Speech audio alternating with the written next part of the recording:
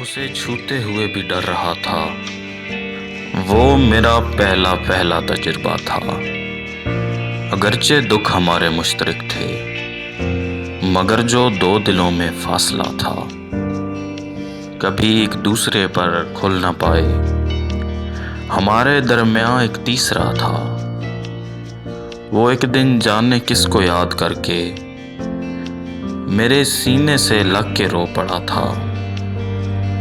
उसे भी प्यार था एक अजनबी से, मेरे भी ध्यान में एक दूसरा था। बिछड़ते वक्त उसको फिक्र क्यों थी, बसर करनी तो मेरा मसला था। वो जब समझा मुझे उस वक्त अंजुम, मेरा म्यार ही बदला हुआ था।